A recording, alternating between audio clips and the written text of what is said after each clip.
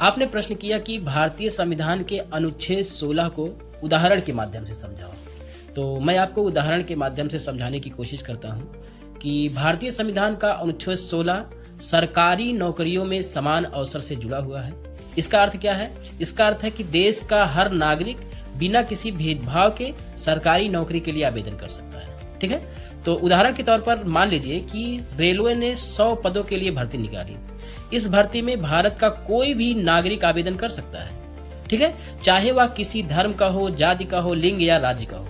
कोई भी विभाग यह नहीं कह सकता कि केवल किसी एक जाति या धर्म के लोग ही आवेदन कर सकते हैं। ऐसा अनुच्छेद 16 क्लास 1 और 16 क्लास 2 में सुनिश्चित किया गया है।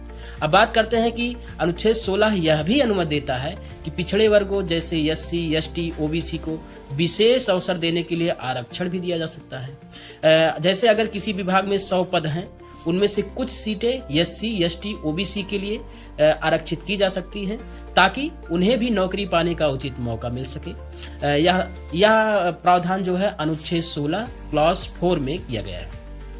कुछ स्थितियों में सरकार SC, ST वर्ग के लिए पदोन्नति यानी प्रमोशन का भी आरक्षण लागू कर सकती है। यदि किसी सरकारी दफ्तर में पदोन्नति हो रही है और सरकार ने SC, ST के लिए प्रमोशन में आरक्षण लागू किया है तो उनके लिए प्रमोशन में भी कुछ सीटें सुरक्षित होंगी। हालांकि सामान्य रूप से जन्म स्थान या निवास के आधार पर भेदभाव नहीं किया जा सकता है, लेकिन कुछ विशेष नौकरियों में, जैसे किसी राज्य की स्थानीय भाषा के शिक्षक की नौकरी में, राज्य यह शर्त रख सकता है कि उम्मीदवार उस भाषा का जानकार या राज्य का निवासी होना चाहिए। यह एक सीमित अपवाद है जो अनुच्छेद 16 के भीतर ही अनुमति प्राप्त है।